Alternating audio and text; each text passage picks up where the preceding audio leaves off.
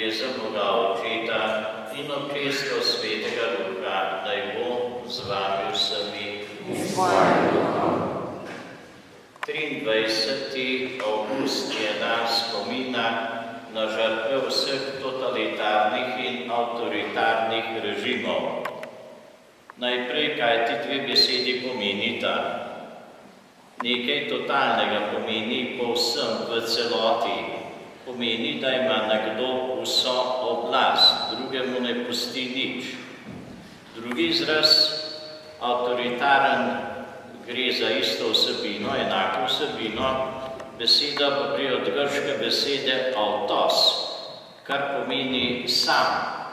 Spet gre za nekoga, ki hoče imeti vse v svojih rokah, kot temu rečemo, ali imeti hoče celotno oblast. Toliko glede teh izrazov, ker imamo opravka z dvema tujkama, ki jih ne uporabljamo preveč pogosto.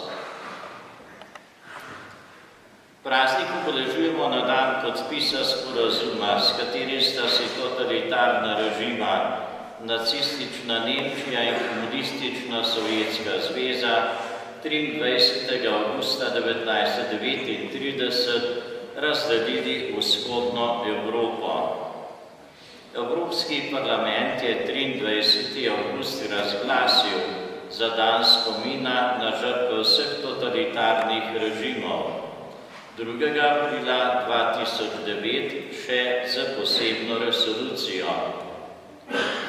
Evropa ne bo združena, če ne bo sposobna oblikovati enotnega pogleda na svojo zgodovino, če ne bo priznala nacizma, stalinizma ter fašističnih in komunističnih režimov kot skupne zapuščine in ne bo izvedla poštenih in poglobljenih razprav o njihovih zločinih v prejšnjem stoletju.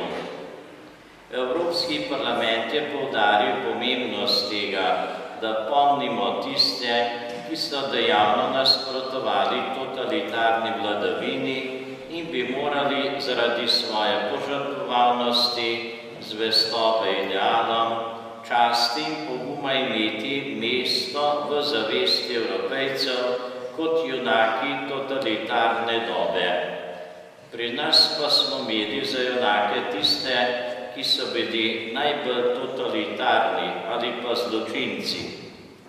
Z vidika žrtev je vse eno, kateri režim jih je iz kakršnega koli razloga prikrajšal za svobodo, jih mučil ali ubijal.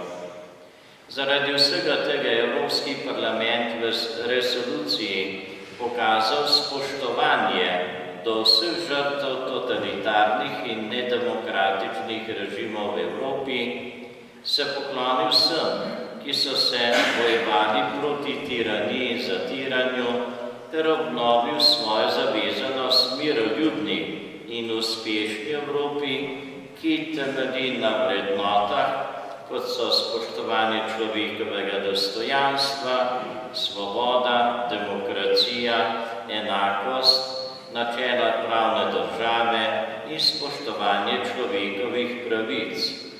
Evropski parlament je poudaril pomen ohranjanja spomina na preteklost, saj brez resnice in spomina ni sprave, ter znova potrdil svoje enotno mnenje proti vsem oblikam totalitarne vladavine, ne glede na ideološko ozadje.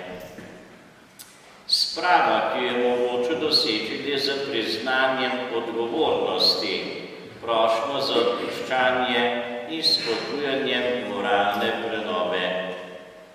V Rovtah imamo prav zaradi zgoraj navedenih dejstev prav posebno moralno odgovornost, da obeležujemo ta dan in se v srci spominjamo tistih naših krajanov, ki so se med prvimi zoperstavili enemu najhujših totalitarizmov in režimov.